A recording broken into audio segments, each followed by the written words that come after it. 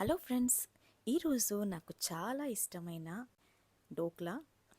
ఇది ఎలా చేసుకోవాలో చూసేద్దాం. ముందుగా నేను ఒక పావు కిలో శనగపిండిని తీసుకున్నాను. అలాగే 2 టీ స్పూన్స్ రవ్వను తీసుకున్నాను. 1 టీ స్పూన్ షుగర్ వేసుకోండి. హాఫ్ టీ స్పూన్ సాల్ట్ని వేసుకోండి. అలాగే 1 టీ స్పూన్ బేకింగ్ సోడా వేసుకోండి. హాఫ్ టీ స్పూన్ ఇంగువను వేసుకోండి.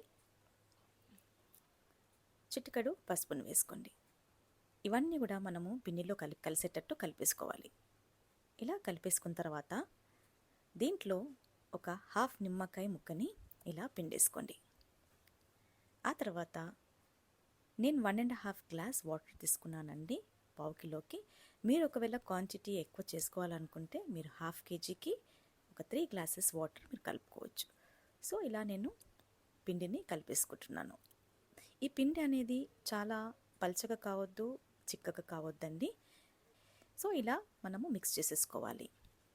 ముఖ్యంగా ఇది చాలా ఫేమస్ ఇన్ ఇండియా అండి. అందరూ ఇష్టపడతారు డోక్లా అంటే. ఇలా కలిపేసుకుంటూ ఉండాలి. ఇది చేసుకోవడం చాలా ఈజీ, ఇంకా తొందరగా కూడా అయిపోతుంది. పిల్లలు కూడా ఇష్టపడతారు. ఎప్పుడైనా తినాలనుకున్నప్పుడు ఇలా చేసేసుకోండి. చూడండి, ఇలా పిండి అనేది ఇలా కలుపుకోవాలి. మనం స్పూన్లో ఇలా తీసుకొని మనము చూసినప్పుడైతే ఇట్లా జారుడుగా పడాలి.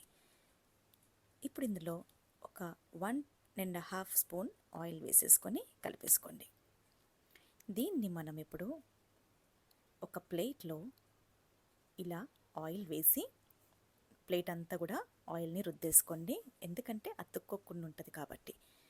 ఇలా రుద్దేసుకున్న తర్వాత మనం దీంట్లో పిండిని ఇలా వేసేసుకోవాలి.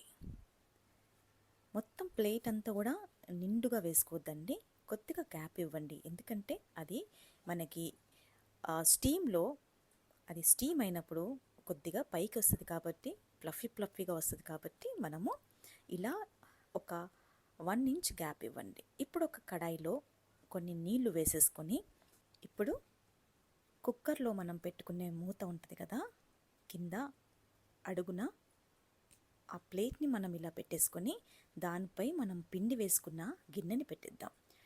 ఇప్పుడు ఒక 10-15 మినిట్స్ వరకు మనము స్టీమ్ అయ్యే వరకు కుక్ చేసుకోవాలండి. ఇప్పుడు ఇలా మూత తీసేసి ఒకసారి కుక్ అయిందా లేదా అనేది మనము నైఫ్ని ఇలా పెట్టి చూసుకోవాలి. నైఫ్ మనకి సాఫ్ట్గా వచ్చిందంటే కుక్ అయిపోయినట్టండి. ఇప్పుడు అది పక్కకు పెట్టేసి ఒక ప్యాన్లో 2 టేబుల్ స్పూన్ ఆయిల్ వేసుకొని 1 టీ స్పూన్ ఆవాలు, అలాగే కొన్ని పచ్చిమిరపకాయలు, కరివేపాకుని ఇలా వేసేసుకొని అంతా కూడా ఫ్రై చేసేసుకోండి. కొద్దిగా ఇది బాగా ఫ్రై కావాలండి, అప్పుడే డోక్లా అనేది చాలా టేస్టీగా మనకి వస్తుంది. ఇలా ఫ్రై అయిపోయిన దాంట్లో 1.5 గ్లాస్ లేదంటే 2 గ్లాస్ వాటర్ వేసేసుకోండి.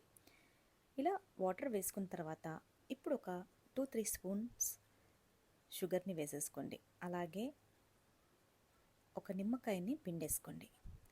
ఇలా దీన్ని కొంచెం సేపు మరగనివ్వండి. మరీ పాకం వచ్చేటట్టు కాదండి, మామూలుగా మరగనివ్వండి ఒక 5 మినిట్స్. ఆ తర్వాత పక్కకి దించేసుకోండి. ఇలా వేడిగున్నప్పుడే మనము డోక్లాపై వేసేసుకోవాలి. ఇప్పుడు ఇలా చల్లారిన డోక్లాని మనము ఇలా ఒక ప్లేట్లోకి తిరిగేసుకోవాలి.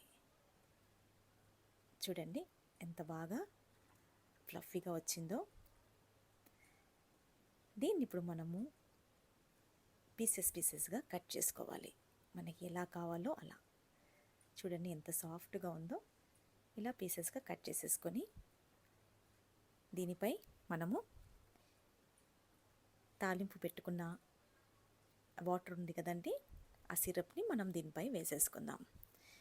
ఇది అందరూ కూడా ఒకసారి ట్రై చేయండి, చాలా టేస్ట్గా ఉంటుంది ఈ డోక్లా అనేది. ఇంకోటి చాలా లైట్ స్నాక్ అండి ఇది, అండ్ చాలా బలం కూడా. ఇది ఎక్కువ గుజరాతీ ఫ్యామిలీస్ అండ్ మార్వడి ఫ్యామిలీస్లో చాలా ఇష్టపడతారు. ఇది ఎక్కువ బ్రేక్ఫాస్ట్కి తీసుకుంటారు.